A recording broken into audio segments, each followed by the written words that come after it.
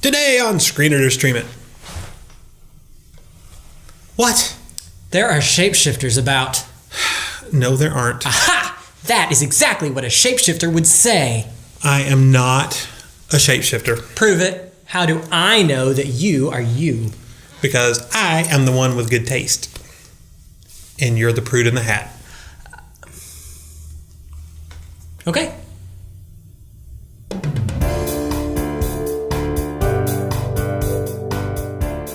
Captain Marvel is rated PG-13 for sequences of sci-fi violence and action and brief, suggestive language. It's the story of Veers, a Kree warrior with amnesia and the unique ability to shoot raw energy from her fists. Veers has dreams that are a tangled mess of what seems to be a former life, but she can't actually remember where or when any of it happened. The Kree are fighting a race of shape-shifting aliens called Skrulls. They can become anyone, so long as they have seen them first. On a mission to retrieve one of their own secret operatives, Veers is captured by the Skrulls. They use some sort of a mind probe to dig into her subconscious, unlocking many of her dreams, which she believes are clues to her past. A fight ensues, which destroys the Skrull spaceship, but the survivors land on an out-of-the-way planet called Earth. Naturally, Veers must continue to protect the Earth by battling the Skrulls and find more clues to her mysterious past. So, what do we think about this one? Critics loved it. Audiences were a bit mixed. We think Captain Marvel is alright.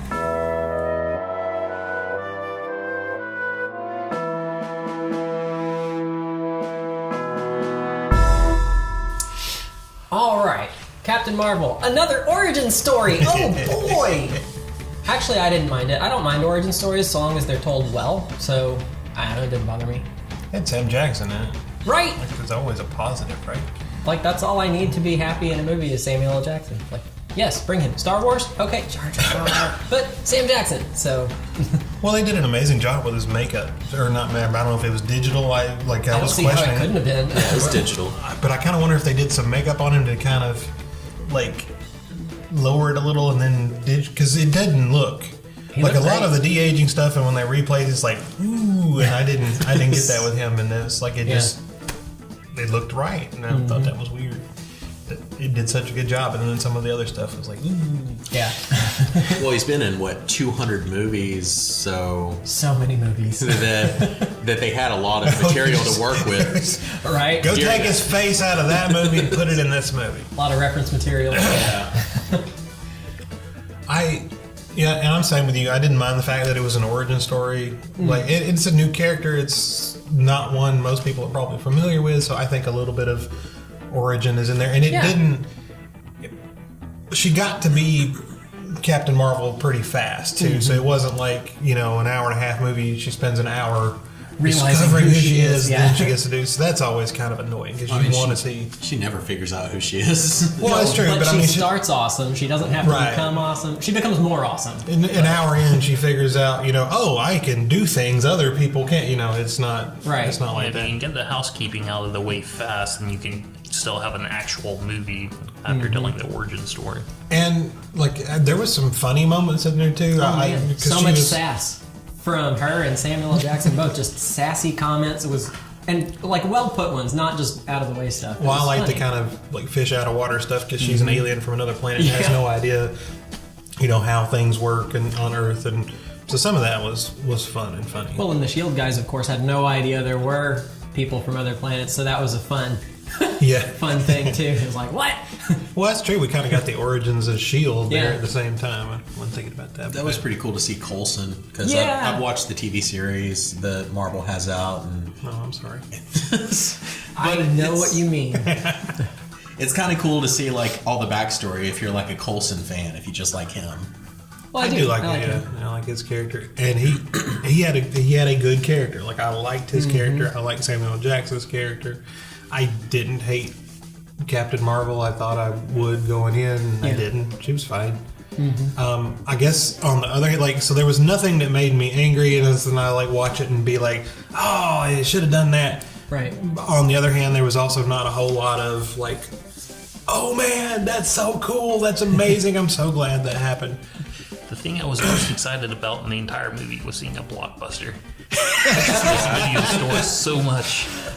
And I was aware, I had that self-aware moment when I saw that, they're making a joke here, because this movie is a blockbuster.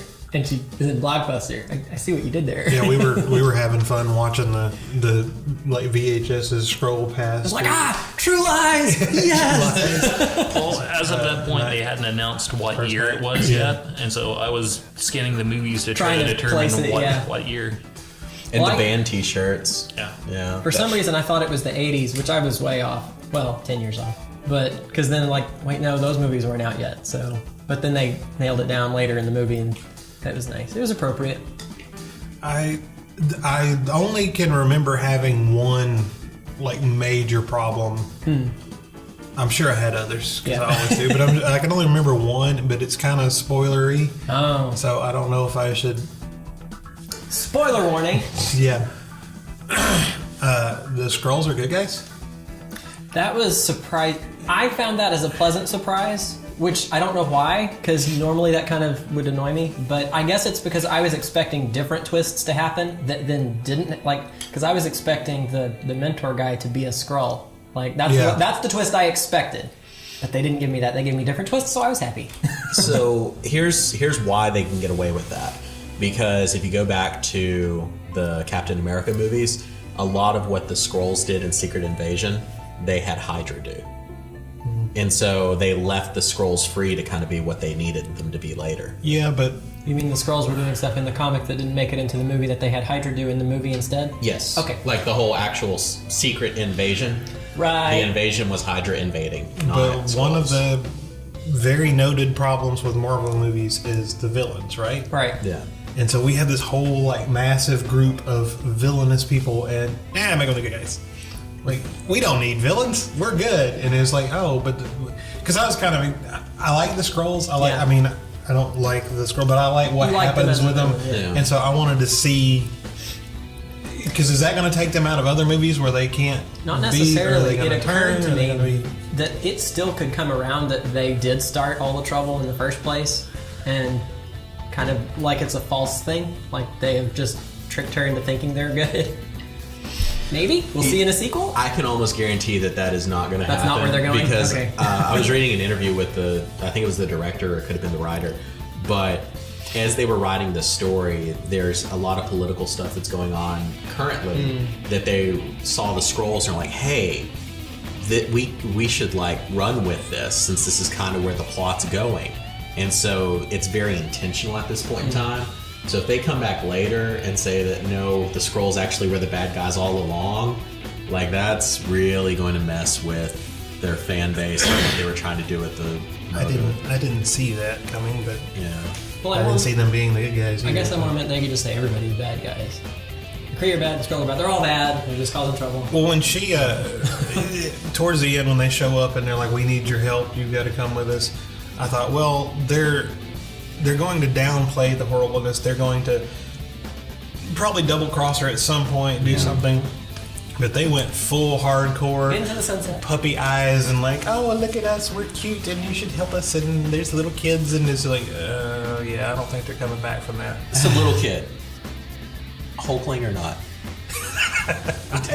I mean, I'm seeing it. I think it makes sense, especially with the direction the movies have been going. If they wanted to introduce Hulkling, all they got to do is him, was it 15, 20 years later? He'd be around the right age. He could be. I have to say, with Marvel Comics, anytime they've ever gone into space, I've just completely lost interest. Really? I like everything Well, more Earthbound. is that more of my philosophy of once you get so big, it just doesn't resonate anymore? It doesn't mean anything? I think so. Anytime the X-Men go into space, yeah, check out Fantastic Four. Yeah, So you didn't like Guardians? so. Okay. I like it as a one lot. movie, but it's enough away from the Marvel universe, like movie-wise, like that I can look at it as its own kind of thing.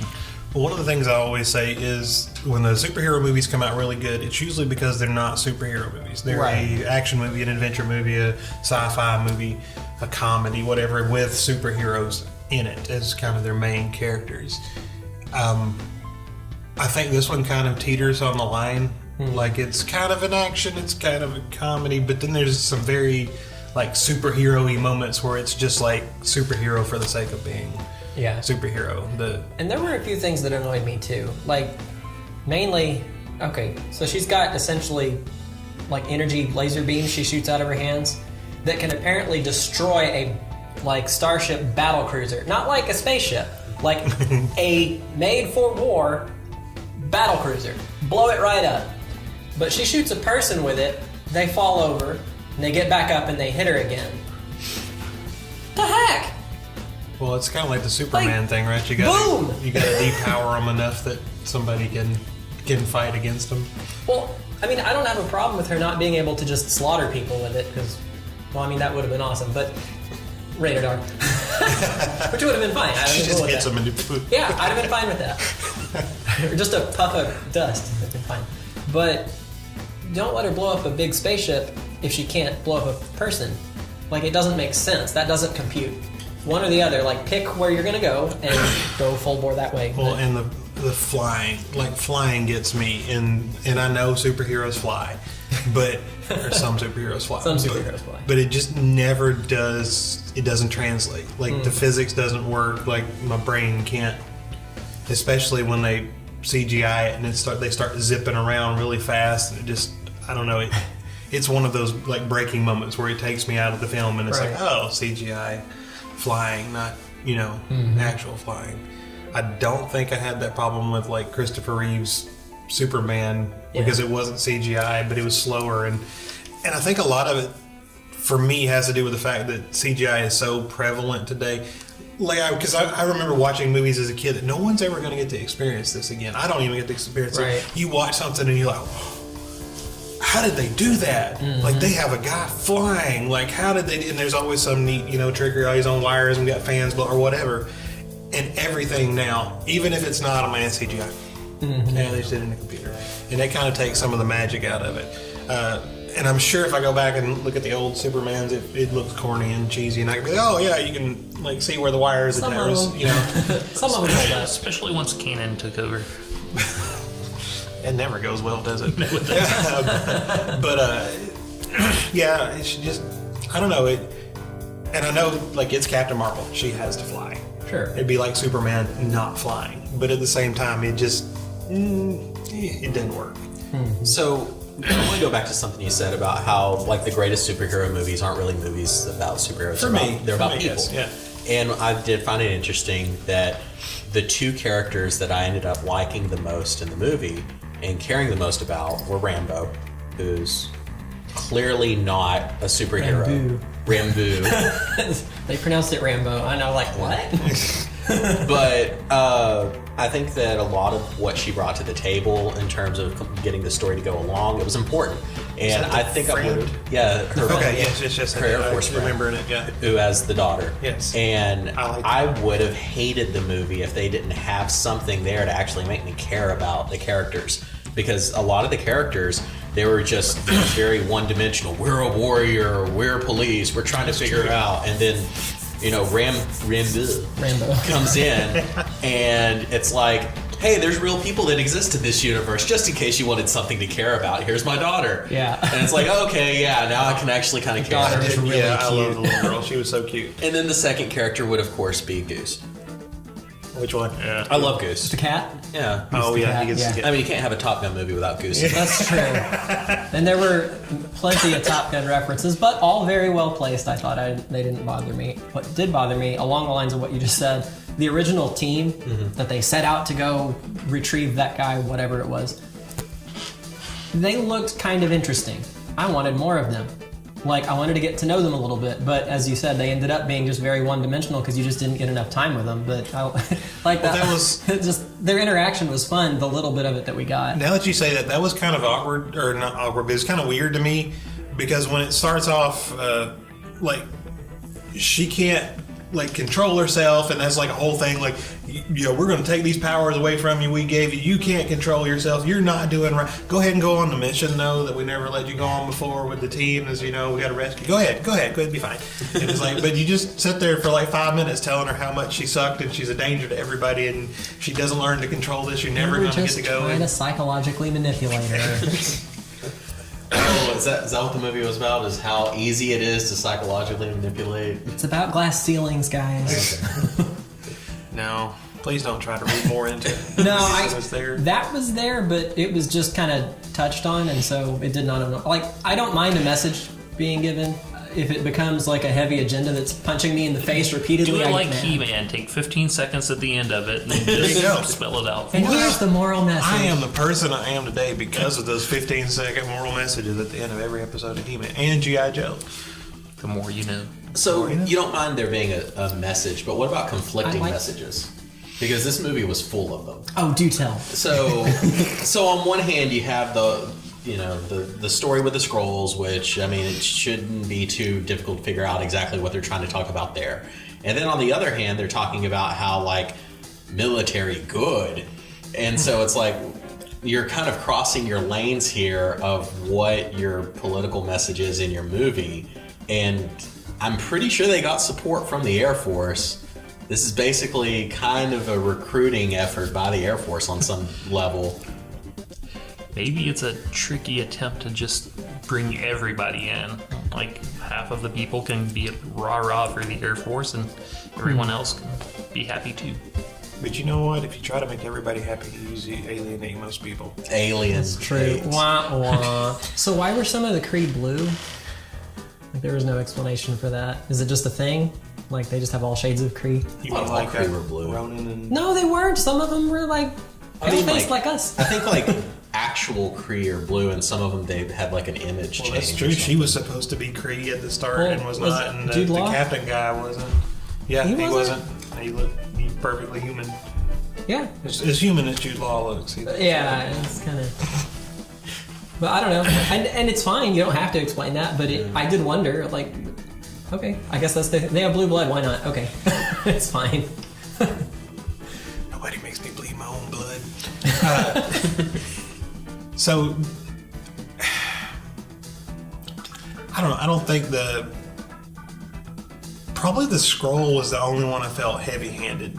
Yeah. Like, you could probably point them out to me and I'd be like, yeah, I kind of see that. But it definitely, like, as I'm watching the movie, I'm like, yeah, they're trying to, yeah, I got you. But the rest of them, I didn't really, it didn't overpower me. And then I'm the same way. Like, if you're going to have a moral message, great.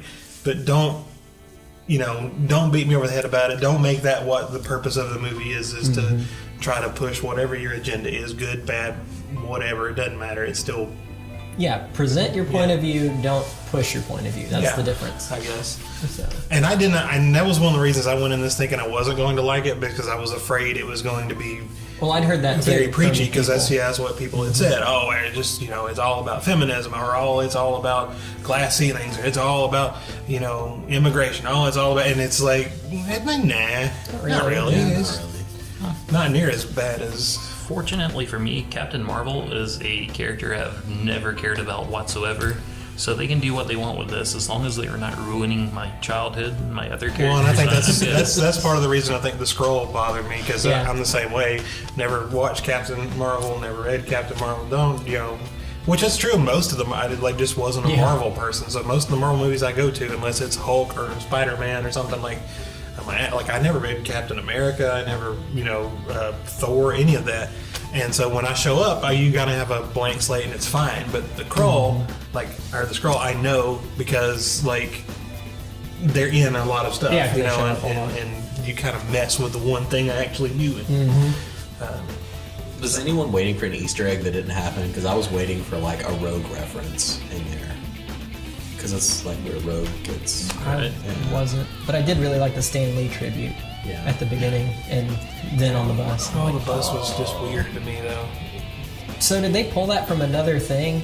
I don't know where that came from. No, he filmed all of his cameos for the future movies, like within the last couple of years. So he's still going to be showing up in the movies that were planned. It did make me wish I was watching Mallrats instead of Captain Marvel. Now, I did like the fact that he was reading practicing his Mallrats lines. That was funny. Well, in spite of a obvious sequel setup or potentially multiple sequel setup, I did feel They'll like do a sequel? they probably Not will. Marvel. It felt complete as a single story, even though it's obvious for setup, which I like that, and we talk about that sometimes, that movies Like they Yes. so focus on setting up the sequel that they just kind of stop. Which, sometimes that's good, sometimes It it's did not. add up. But in this one, it felt Beginning, middle, and yeah, it felt end. complete. Yeah. So Can I make talk directly to Marvel Studios? please do. Marvel Studios, I have zero interest in seeing a sequel to Captain Marvel, but I would love to see a prequel focusing on Marvel, kind of like Captain America: First Avenger. Just putting it out there. That's true. She was kind of spy-y and secret-y and like That was really cool. Like, I wanted to see more of her, or I wanted to see the backstory. Like, I could have done with like the first 30 minutes being just. Like how in James Bond movies, they got the first 5 minutes is kind of like the last mission he was on. Like, I want to see like 15, 20 minutes of like what her mission was before we jump into the current stuff. But yeah. TV series. Yeah. Marvel likes to do that. Maybe, yeah. On the new Disney streaming service. Yeah, the new Disney streaming service. Do y'all have anything else on Captain Marvel? Nah. All right. In that case, what do you have for a streaming option if you don't want to send people and recommend this, or if you want something else along the same lines of going Well, so I thought about this, and I have a movie that does not feel anything like Captain Marvel.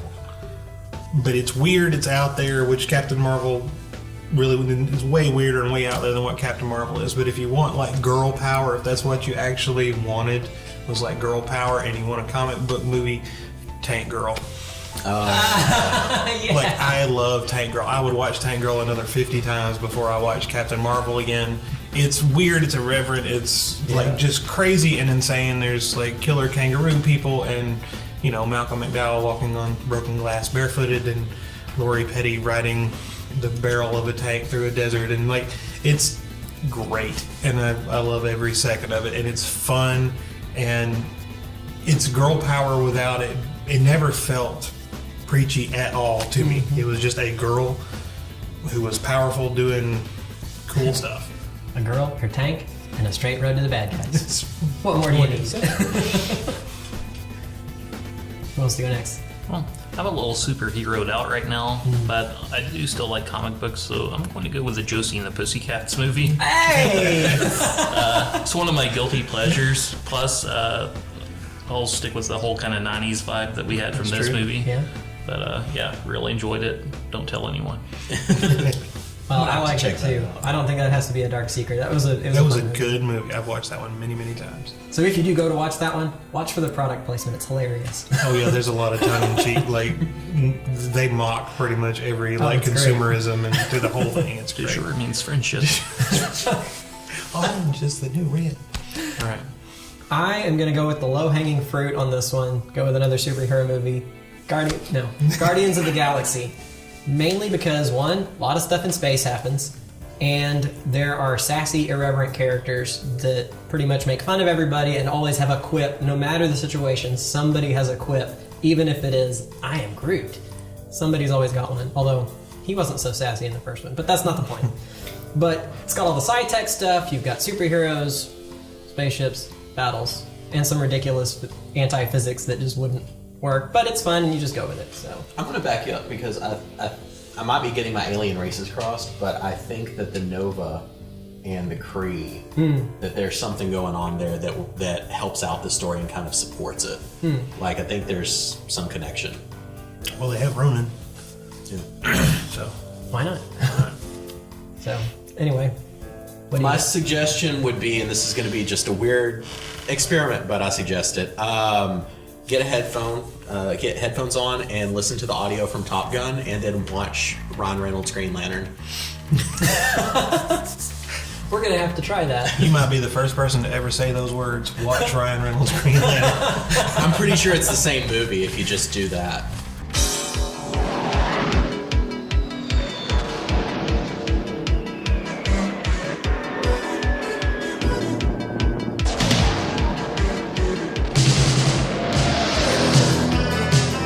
I'm gonna send you up against the best. Yes, sir. You two characters are going to Top Gun. I feel the need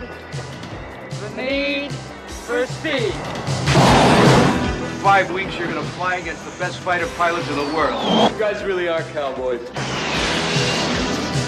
I don't like you because you're unsafe. That's right. I am dangerous. wild card. Flies by the seat of his pants. I guess when I see something, I go right after it. It takes a lot more than just fancy flying. Gentlemen, this school is about combat. There are no points for second place. You figured it out yet? What's that? Who's the best pilot? No, I think I can figure that one out on my own. Again, that's one of those that's like universally hated that I didn't hate. Like I walked out, and I was like, "Oh, they missed such an opportunity." But it was all right. You walked out. And then everybody just said, Yeah, everyone's like, "This is "No." terrible, worst thing ever." Oh, okay. Well, I missed it, so I have not been. You part of shouldn't. I shouldn't watch it. Okay. Unless you do it with the Top Gun soundtrack, apparently, then go for it. All right. Kenny Loggins oldie. That's right. Dangerous.